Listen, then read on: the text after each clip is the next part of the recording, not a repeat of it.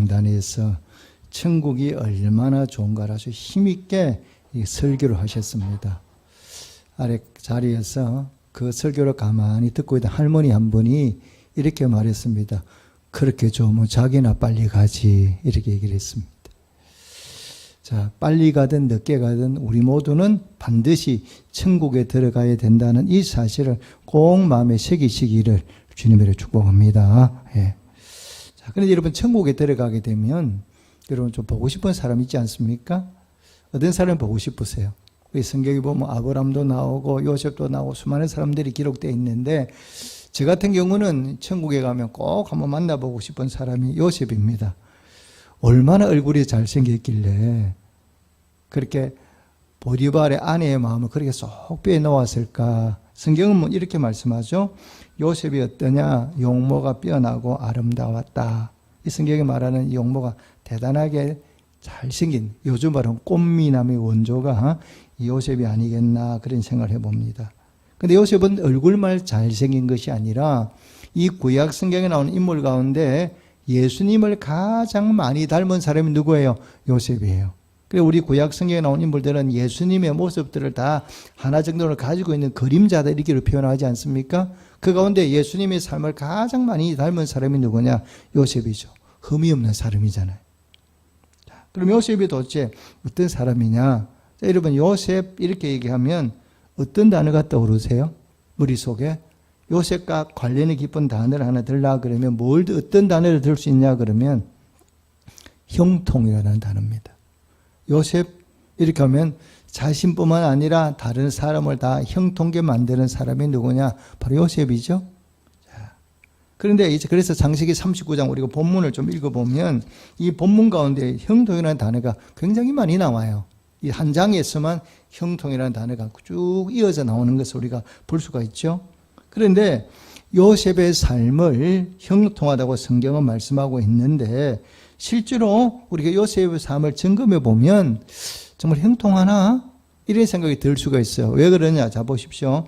인신매매, 노예, 감옥, 이런 단어들은 우리가 들으면 어떻습니까? 좀 듣기 불편하잖아요. 인신매매 당했다, 노예가 되었다, 감옥에 갔다, 이러면 별로 그리 썩 기분이 좋은 단어는 아니거든요. 그런데 인신매매를 당했고 노예가 되었고 감옥에 갔고, 이게 누구예요? 바로 요셉이잖아요. 이런 사람인데 성경은 요셉을 보고 뭐라고 얘기하느냐 그러면 형통하다, 이렇게 말씀하고 있거든요. 요셉은 어떤 사람이에요? 우리가 잘 아는 대로 야곱의 11번째 아들이고, 그 다음에 아버지 야곱으로부터 엄청난 사랑을 많이 받은 그런 청년이고 그런 소년인데, 이것 때문에 어떻게 됩니까? 형들에게 미움을 받아가지고 구덩이에 던져졌다가 다시금 끄집어내어서 애굽에 인신매매 해가지고 보디발의 집에 종으로 팔아버렸어요. 또 종으로 살다가 열심히 살았는데 뭔가 잘못되어서 또 뭡니까? 감옥에 가게 되는, 이게 누구냐? 바로 요셉이죠. 그리고 요셉의 삶을 돌아보면 형통한 것이 아니라 고난의 연속이라는 것을 우리가 알 수가 있어요. 우리가 나무 얘기라서 그렇지 실제로 내가 인신매매 당하고 노예가 되고 감옥에 갔다, 이래 감옥에 갔다고 생각하시면 이러면 어떻게 사시겠습니까? 마음이 낙심이 안 되겠습니까? 마음이 상당히 어렵고 낙심이 되고, 내가 인생을 이렇게 살아야 되나? 내가 도대체 뭘 잘못했는데, 잘못한 게 없는데 왜 내게 자꾸 이런 일이 벌어지지? 하고 마음이 엄청나게 힘들지 않았겠나, 이런 생각이 들어요.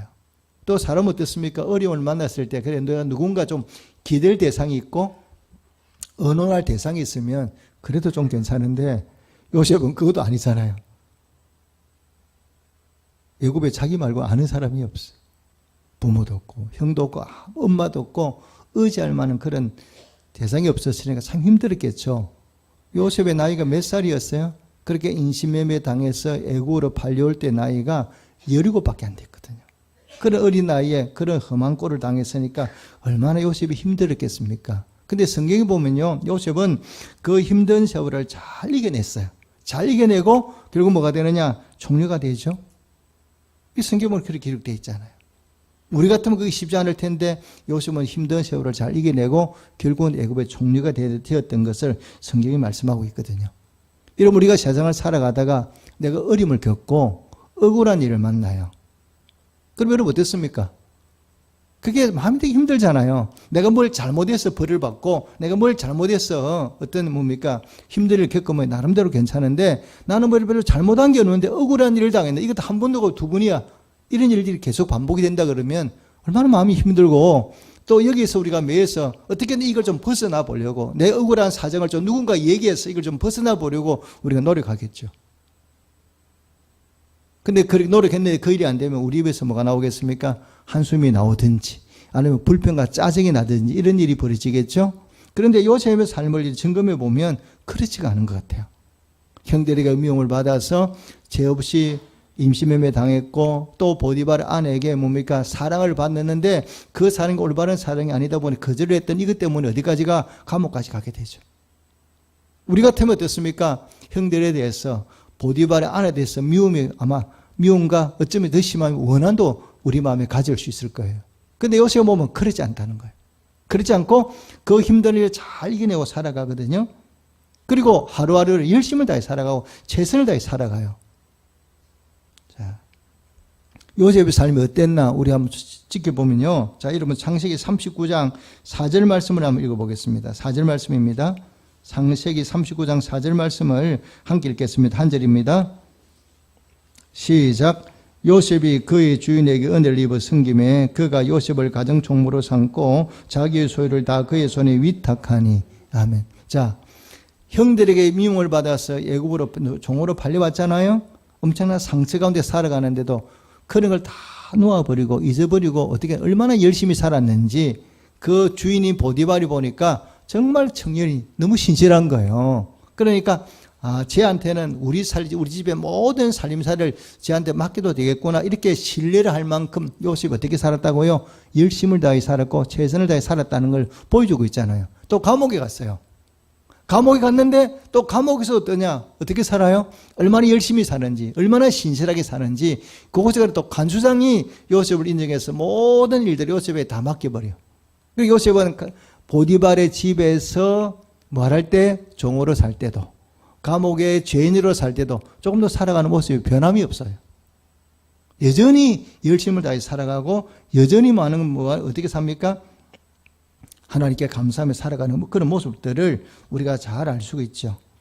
자, 그런데 여러분 한번 생각해 보십시오. 그러면 이렇게 힘들고 어려운데 요셉이 이렇게 최선의 삶을 신실한 삶을 살 수 있던 비결이 어디 있습니까?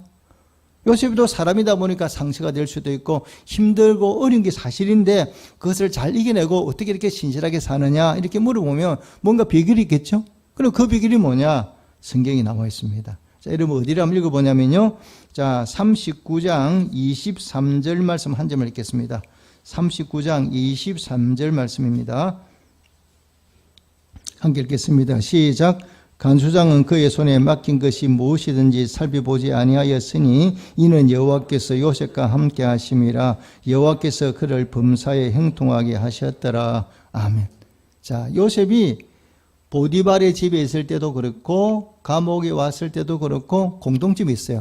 감옥에 있을 때도 보디발 집에 살 때 공통점이 바로 뭐냐? 여호와 하나님께서 요셉과 함께 하신 거예요.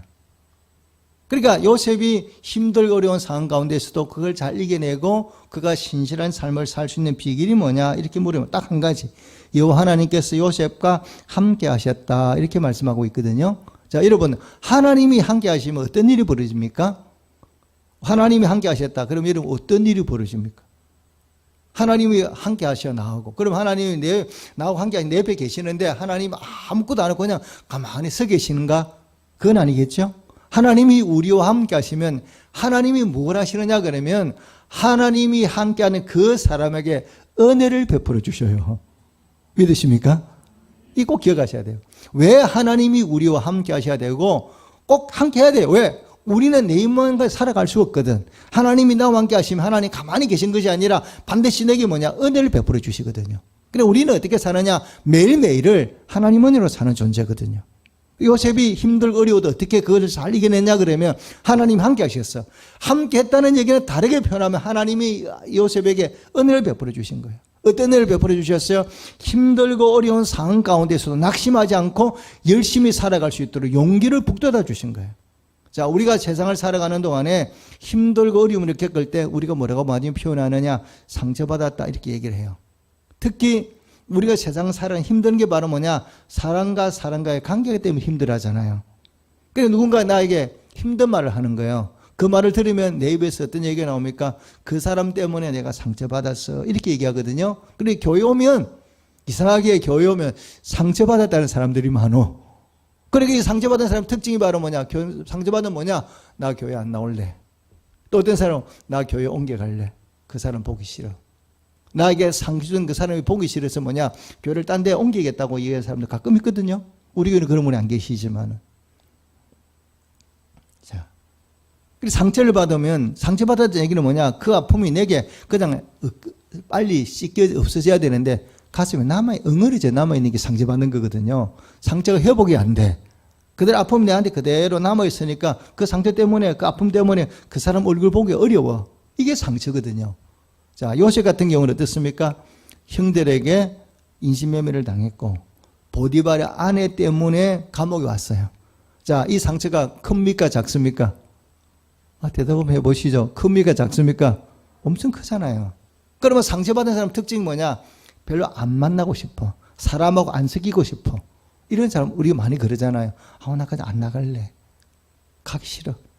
얼굴 보기 싫어. 이렇게 나오거든요. 근데 요셉은 그런 상처를 받았음에도 불구하고 보디발의 집에서나 감옥 안에서나 열심히 살잖아요. 사람을 섬기잖아요. 도망가는 게 아니잖아요. 피하는 것이 아니라 그곳 속에서도 상처를 받았음에도 불구하고 열심을 다 섬기는 거예요. 그러면서 하나님으로부터 보디발로부터 간수장으로부터 바로 뭐냐? 뭐 하게 되느냐? 인정을 받게 되거든요.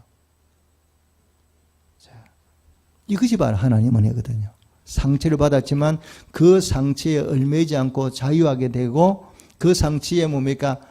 가슴에 응어리가 남는 것이 아니라 사라져버려. 그리고 내가 마치 받지 않는 사람처럼 활발하게 기쁨으로 살아갈 수 있는 게 이것이 바로 뭐냐? 하나님의 은혜다 이 말씀입니다. 이것이 그래서 하나님 은혜를 받은 사람은요. 뭐가 없느냐? 상처가 없게 돼 있어요. 그럼 우리가 상처받아 자꾸 얘기한다는 얘기는 다르게 표현하면 내가 하나님 은혜를 크게 체험하지 못했다는 그 말도 됩니다. 뭘 보고 알 수 있습니까? 자, 여러분 예수님을 한번 생각해 보십시오. 자, 예수님은 십자가에 달려 돌아가셨어요. 그런데 예수님을 누가 십자가에 못 박았습니까? 직접 못 박은 사람 누구예요? 로마의 병정들이죠. 로마의 병정들이 큰 못을 가져와서 예수님의 손과 발에 큰 못을 쳤어요. 그런데 예수님이 그 장면을 지금 예수님이 직접 당하셨잖아요. 그런데 예수님이 어떻게 하셔요? 그 사람들 보고 저주하는 게 아니라 도리어 자기에게 못 박은 그 사람들에서 뭐 하십니까? 용서해 달라는 거죠. 저들이 자기의 하는 일을 알지 못한다. 이러면서 용서해 달라고 그랬어요. 자기를 죽이는 그 사람을 용서하고 상처가 전혀 되지 않아요. 이게 누구냐? 예수님이에요. 그리고 여러분 스데반 한번 생각해 보십시오. 스데반 돌에 맞아 죽지 않습니까? 스데반을 돌로 치는데 스데반이 죽을 때 순교할 때 뭐라고 기도해요? 저들을 용서해 달라는 거예요. 저들은 자기들이 알지 못한다는 거예요. 보통 사람 같으면 자기를 죽이는 그 사람을 어떻게 용서합니까? 근데 그들 자기를 죽이는 돌을 찌는 그 사람을 위해서 기도하고 그것이 그들에게 상처가 되지 않는 거죠. 이게 바로 뭐냐? 하나님 은혜예요.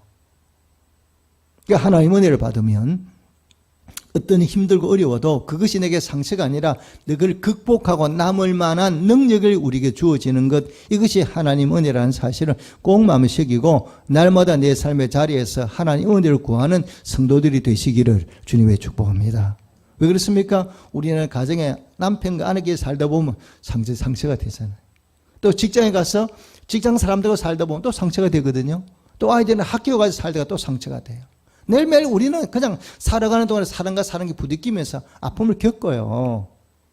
근데 그것이 내게 상처가 아니고 내가 잘 극복해 나아갈 수 있는 그 은혜, 힘이 바로 뭐냐? 하나님 은혜라는 거죠. 그래서 우리에게는 뭐냐? 하나님 은혜가 필요한 거죠. 날마다 하나님 은혜를 구하며 또 그 은혜를 사모하며 살아가는 성도가 되시기를 주님으로 축복합니다. 그리고 이 하나님 은혜는요, 무엇과 연결되느냐 그러면 하나님 은혜를 받으면 반드시 요셉에게 하나님 은혜를 임하니까 요셉에게 나타난 현상이 바로 뭐냐? 형통이란 거예요. 그러니까 하나님 은혜를 입은 사람에게 하나님이 부어주신 그 은혜, 그 사랑이 바로 뭐냐? 바로 형통이거든요. 그러면 여러분, 형통이 무엇입니까? 우리는 보통 형통 이렇게 생각하면 나에게 아무런 문제가 발생하지 않는 것, 아무 어려움이 없는 것, 이걸 우리가 뭐라고 생각합니까? 형통하다 그러잖아요. 그래서 기도할 때도 어림없게 해달라 이렇게 기도하는데 물론 어려움이 없을 수도 있지만 우리가 사는 세상에 내가 아무리 어려움이 없게 해달 기도해도 어려움은 있게 돼 있습니다. 여러분 바다에 가보십시오. 바닷물이 가만히 있습니까? 파도가 칩니까 안 칩니까? 치게 돼 있잖아요. 바다는 가보면 다 파도가 쳐요. 단지 바로 뭐냐? 좀 파도가 크게 치느냐 작게 치는 이 차이지 파도 없는 바다는 없거든요. 우리 인생살이가 똑같아요. 우리가 세상을 살아가는데 어려움이 없냐? 있습니다. 언제나 있습니다. 어떤 어려움은 내가 극복해 나가도 될 만큼 어려움이고 어떤 거는 내가 극복할 수 없는 큰 어려움이 내게 다가와요. 이게 우리가 사는 현실이거든요. 그럼 형통이 뭐냐? 이렇게 물어보면 보십시오. 하나님이 요셉과 함께 하셨어요. 하나님이 요셉과 함께 하시고 요셉을 형통케 하니까 어떤 일이 벌어지느냐? 크고 작은 문제가 발생했어요. 크고 작은 문제가 발생 안 일어난 게 아니라 일어났어요. 인신매매 당하고 감옥에 갔어요. 그런데 그것을 잘 극복해 나가는 능력이 바로 뭐냐? 하나님의 은혜고 그것이 다르게 변하는 형통인 거예요. 하나님이 주신 형통이란 뭐냐? 내게 어려움이 없는 게 아니라 내게 어려움이 와요. 다가와요. 그런데 거기에 눌리지 않고 그것을 극복하고 앞으로 나아가는 것이 바로 뭐냐? 하나님의 은혜고 이게 다르게 표현하면 바로 뭐냐? 형통의 선물입니다. 그래서 우리가 복된 인생을 살고 싶다 그러면 어려움이 오지 마라 그런다고 안 오는 게 아니잖아요. 자, 여러분 코로나가 왔으면 좋겠다고 생각하면 손 들어보세요. 아무도 코로나는 오지 않으면 좋겠다고 생각했는데 왔어요 안 왔어요? 왔어. 피해갈 방법이 없어. 이거 우리가 사는 현실이잖아요. 내가 언제 코로나하고 마주보고 싶은 생각 전혀 없었거든요. 그때 찾아온 거예요. 도망갈래도 도망갈 방법이 없어. 그냥 더불어 함께 살아가고 우리가 이겨내는 거거든요. 코로나가 왔지만 감염되지 않고 이 가운데 우리가 주님의 은혜로 살아가는 게 바로 뭐냐? 형통이라고 믿으시기를 주님이 축복합니다. 없는 게 아니잖아요. 왔잖아요. 왔는데 어떤 사람은 감염돼 세상을 떠나는 사람도 있어. 근데 어떤 사람들은 뭐냐? 왔는데도 불구하고 감염에 낫는 사람도 있고 또 우리처럼 걸리지 않는 사람도 있어. 이게 바로 하나님 은혜라고 얘기하는 거예요. 그래서 하나님께서는 어떠냐? 우리에게 형통한 은혜를 베풀어 주시거든요. 형통한 은혜를 베풀어 주시려고 이 땅에 성경이 우리에게 말씀하고 있는 게 하나님이 내가 너와 함께 하겠다는 거예요. 그래서 하나님께서는 우리와 함께 한다. 이걸 늘 여러분 기억하시고 사셔야 돼요. 성경은 끊임없이 강조하고 있는 구약과 신약에서 강조하고 있는 게 바로 뭐냐? 하나님께서 요셉과 함께 하신 것처럼 우리의 삶 속에도 나와도 우리와도 함께 하신다는 이 사실을 꼭 마음에 믿으시기를 주님의 축복합니다. 그래서 예수님이 이 땅에 오신 목적이 뭐예요? 예수님 오신 목적을 성경이 뭐라고 말씀하고 있냐? 신약 본문 한번 보실래요? 자, 신약 본문 한번 보시겠습니다. 신약 본문 1장 23절 말씀입니다. 1장 23절 말씀 한 절만 함께 읽겠습니다. 시작. 보라 처녀가 잉태하여 아들을 낳을 것이요 그의 이름은 임마누엘이라 하리라 하셨으니 이를 번역한 적 하나님이 우리와 함께 계시다 함이라. 아멘. 구약 성경도 계속 강조하는 게 뭡니까? 내가 너와 함께 하겠다. 놀라지 말라. 내가 네 하나님이 되겠다. 두려워하지 말라. 내가 너와 함께 했다. 구약 쓰기에도 계속 하나님이 강조하고 있는 게 바로 뭐냐? 내가 너희와 함께 하겠다는 거거든요. 예수님이 이 땅에 인간의 몸을 입고 오신 것도 바로 뭐냐? 우리와 함께 하기에 이 땅에 오신 거예요. 함께 하시고 우리를 권하시고 우리가 베풀어 주시기 위해서 이 땅에 오셨거든요. 근데 문제는 뭐냐? 우리가 이걸 잘 못 깨닫는 거예요. 왜냐하면 하나님이 우리와 함께 하시면 하나님이 내게 되고 야 내가 너와 함께 한다. 알겠지? 이렇게 말씀을 해 주시면 좋겠어. 근데 하나님은 그런 말씀을 안 하시거든요. 그리고 또 하나님이 좀 눈에 보이면 괜찮겠는데 눈이 안 보이잖아요. 그러니까 하나님이 나와 함께 하는데도 문제는 뭐냐? 우리가 깨닫지 못하고 있는 거예요. 깨닫지 못하니까 마치 하나님이 나와 함께 계시지 않는 것처럼 생각이 드는데 놀라지 마시고 걱정하지 마시고 하나님은 내 손에 붙잡히지 않고 보이지 않아도 지금도 나와 함께 하신다는 이 사실을 꼭 마음에 믿으시기를 주님의 축복합니다. 요셉이 우리와 차이점이 이건 거거든요. 자, 요셉에게도 하나님이 나타나셔. 요셉아, 내가 너와 함께 한다. 이렇게 직접 말씀을 들어준 적이 성경에 보면 없어요. 근데 요셉은 어디에 가든지 하나님이 자기와 함께 한다는 믿는 거예요. 뭘 보고 알 수 있습니까? 보디발의 아내가 자기를 유혹하잖아요. 유혹할 때 요셉이 뭐라고 거절합니까? 당신 남편 때문에 안 돼. 이렇게 말하지 않거든요. 내가 당신과 죄를 범치 못한 딱 한 가지 때문에, 한 가지, 누구 때문에? 하나님 때문에. 내가 어떻게 하나님 앞에서 당신과 죄를 범하겠는가? 이렇게 나와요. 그러니까 요셉은 하나님 아무 말씀 안 하셔도 자기와 함께 하고 있다는 걸 알고 있습니까? 모르고 있습니까? 알고 있잖아요. 그러니까 나는 하나님 앞에 살고 있으니까 죄를 범할 수 없다는 거예요. 그리고 하나님이 그렇게 믿으니까 요셉과 함께 하셨고, 요셉이 가는 길마다 어려움이 오더라도 형통한 길 인도해 주시거든요.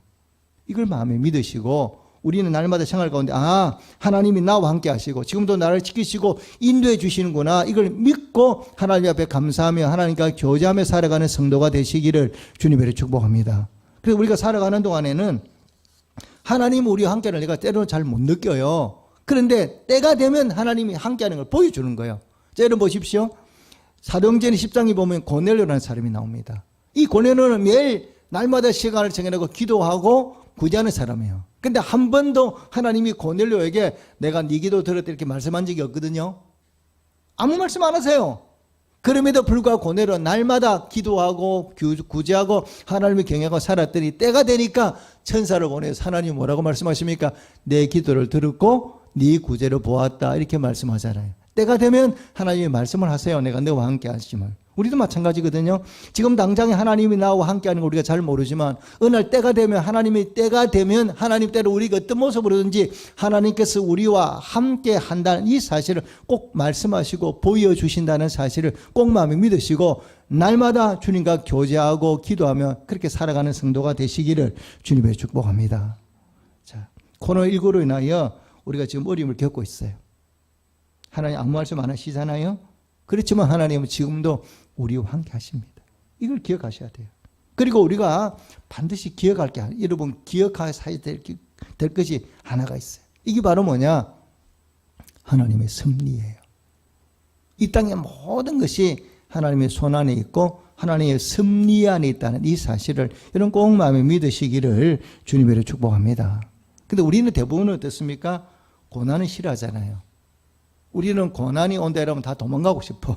그 고난하고 마주치지 않았으면 좋겠다는 생각을 하고 있는데요. 그렇지 않습니다. 고난은 뭐냐 그러면 그 고난이나 상자 속을 딱 열어보면요, 같은 고난이에요. 근데 상자를 열어보면 그 속에 뭐가 있느냐? 이런 답이 나와요. 하나님의 섭리, 이렇게 딱 기록되어 있어요. 그 모습은 고난 같은데 이 고난의 뒤에 보면 뭐가 붙어 있느냐? 하나님의 은혜와 섭리라는 걸 우리가 알게 되는 거죠. 자, 요셉의 경우도 마찬가지 아닙니까? 자, 보십시오. 요셉이 한 번도 나는 애굽으로 가고 싶다고 말한 적도 없고 종살이 하겠다 생각해 본 적도 없는데 하나님 요셉을 강제로 애굽으로 인신매매해서 보디발의 집에 종살이 하게 했잖아요. 그 종살이 했어요. 적어도 종살이 10년은 했죠. 17에 팔려와서 30살에 애굽의 총리가 됐으니까 감옥에 2, 3년 있었고, 10년 동안 누구 집에 살아요? 보디발의 집에서 종으로 살잖아요. 근데 신실하니까 보디발이 요셉을 가정 종으로 삼았어요.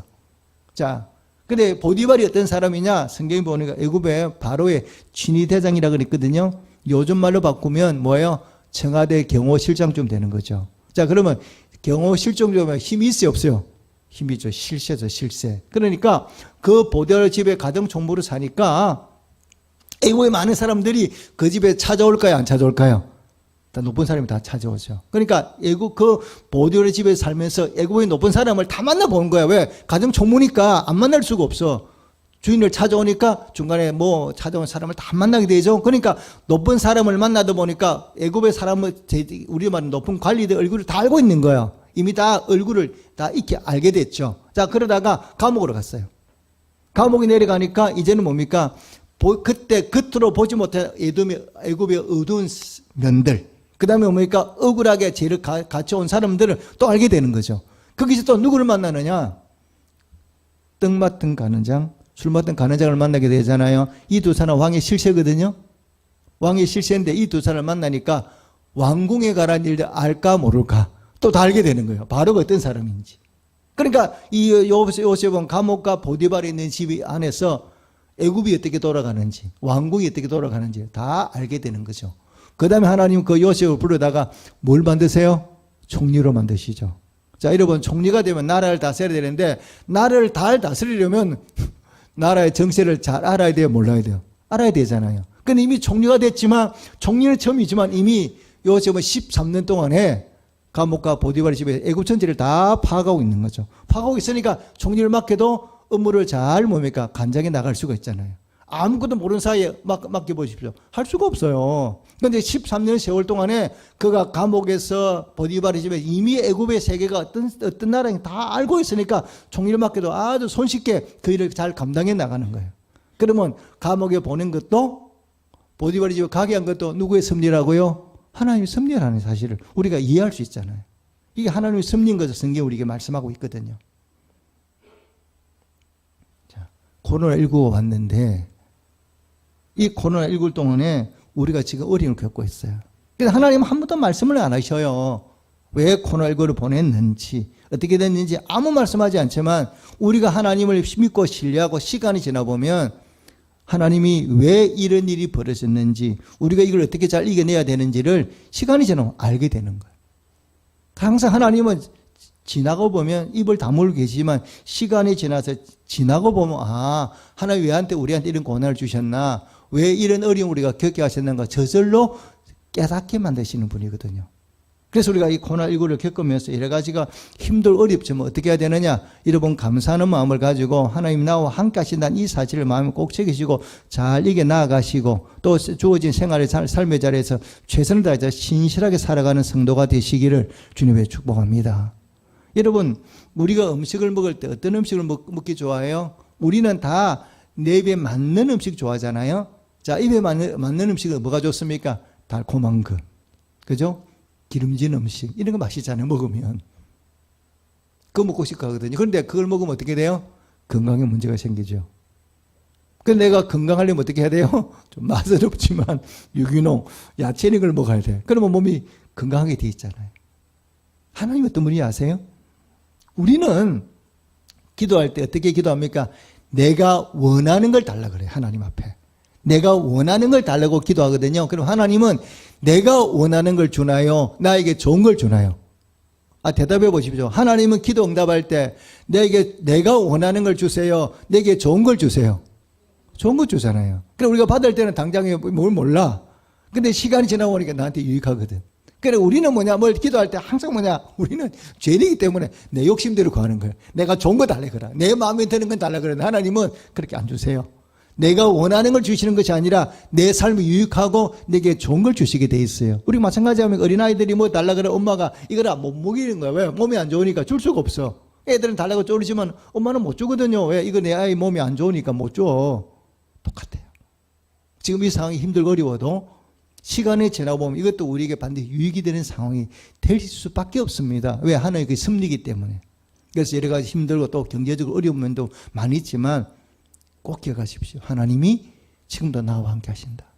그리고 시간이 지나고 보면 왜 이런 상황 가운데서 우리를 하나님 만들어 놓고 이렇게 처하게 만들었는지, 이걸 또 어떻게 극복하게 만드신가를 다 알게 되거든요. 오늘 주시는 말씀 붙들고 요셉처럼 어떻게 산다고요? 비록 코로나 상황이 힘들긴 해도 이 상황 가운데서 하나님 나와 함께 하시고 반드시 우리를 좋은 길로 이끌어 가신다는 사실을 꼭 마음에 믿으시고 내 안에 불평, 원망을 다 제어버리시고 감사하는 마음을 가지고 내게 주어진 하루하루를 요셉처럼 최선을 다해 살아서 하나님의 형통을 경험하며 살아가는 우리 모든 성도들이 되시기를 주님으로 축복합니다. 아멘. 기도하겠습니다.